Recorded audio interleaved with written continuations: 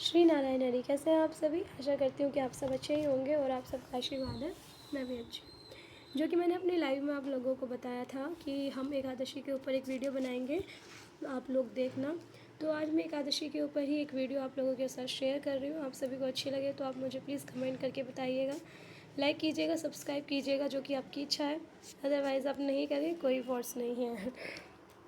चलिए, एकादशी पर ये मैं बताऊंगी मैं आपको एकादशी का व्रत क्यों रखते हैं, एकादशी पर क्या करना चाहिए, क्या नहीं करना चाहिए।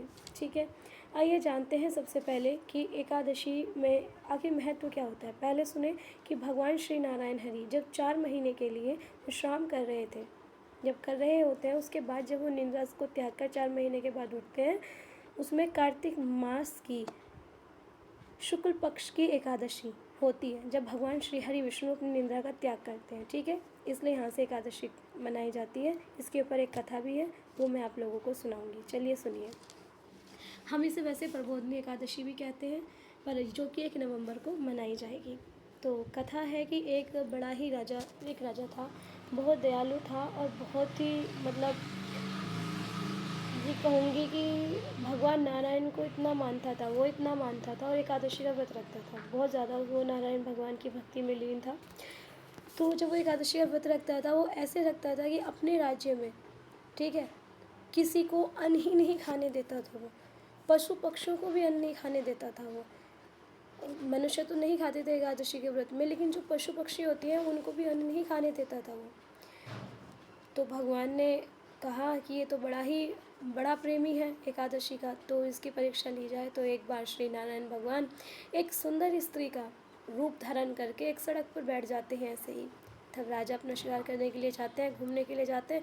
तो राजा देखते हैं एक बड़ी ही सुंदर स्त्री, बड़ी ही प्यारी मनमोहक स्त्री बैठी हुई है। उन्होंने पूछा उनसे कि तुम यहाँ पर क्या कर रही हो। उन्होंने कहा कि महाराज, यहाँ मेरा कोई नहीं है, मैं बेसहारा हूँ। आपकी कृपा होगी अगर आप मुझे अपने राज्य में कहीं स्थान दे दें। तो राजा तो उन्हें देखते ही मोहित हो गए, क्योंकि बड़ा ही मनमोहक रूप, बड़ा ही सुंदर रूप उन्होंने भगवान श्री नारायण ने बनाया हुआ था। तो देख कर जब वो इतने मोहित, उन्होंने कहा ठीक है, तुम हमारी रानी बनोगी। तो वो पूछती है कि मेरी शर्त है कि मैं रानी तो बनूंगी, लेकिन मेरी एक शर्त है। उन्होंने कहा ठीक है, बताइए आपकी क्या शर्त है। कि जितना भी आपका राज्यपाठ है वो सारा मेरा नाम कर दीजिए, सारा वो मेरा हो जाए। उन्होंने कहा ठीक है, हम तुम्हें जवान देते हैं कि जितना हमारा राज्यपाठ है सब तुम्हारा होगा, जो मैं कहूँगी, जो मैं बनाऊँगी वो आपको खाना पड़ेगा। उन्होंने कहा ठीक है, जैसा तुम कहती हो हम वैसा ही करेंगे। ये हुआ, फिर वो अपने राज्य में उनको लेकर चले गए। अगले दिन एकादशी थी, तो मांस बना उनके यहाँ पर, जबकि वहाँ पर तो कोई, ठीक है, मांस बनाया उन्होंने। और उनसे कहा, जो उनके वहाँ पर जो काम करते थे उनसे बोला, जाइए जैसे डेली अन्न बेचा जाता है आप वैसे ही अन्न बेचिए, और आज मांस का भोजन, सभी मांस का भोजन करेंगे। तो हैरान हो गए। तो राजा को बुलाया गया, राजा से कहा कि आप आइए भोजन ग्रहण कीजिए। उन्होंने कहा कि देवी, हम तो आज एकादशी का व्रत है, हम भोजन नहीं करते हैं। भोजन में क्या बनाया आपने? कि मैंने मांस बनाया। उन्होंने कहा ये क्या, लेकिन हम तो, हमारा उपवास है। उन्होंने कहा आपको अपनी शर्त याद है? आपने क्या कहा था कि मैं जो बनाऊंगी आपको वो खाना पड़ेगा, अन्यथा आप अगर ये नहीं करेंगे तो आप मुझे अपने बड़े पुत्र का शीश दीजिए, मैं आपके बड़े पुत्र का सर काट दूंगी। वो बड़े ही संकट में पड़ जाते हैं, धर्म संकट में पड़ जाते हैं। वो अपनी रानी के पास जाते हैं, अपनी बड़ी रानी के पास जाते हैं, उनसे बोलते हैं कि ऐसे बात है, मैं क्या करूं, मेरा धर्म बीच में आ रहा है, मैं क्या करूं। उन्होंने कहा कि महाराज, पुत्र तो और आ जाएंगे, हो जाएंगे, आप अपना धर्म बचाइए। धर्म एक बार चला गया वो कभी वापस नहीं आएगा।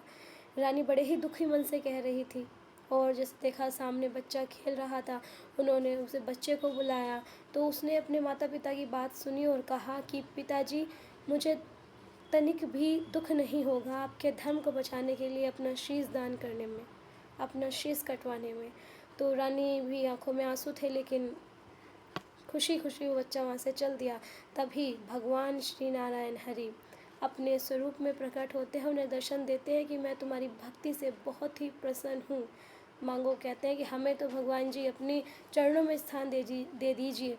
तो भगवान श्री नारायण हरि उन्हें अपने चरणों में स्थान दे देते हैं, अपने साथ लेके जाते हैं, और जो राजपाट होता है वो सारा अपने पुत्र को सौंप देते हैं। ये एकादशी की कथा होती है।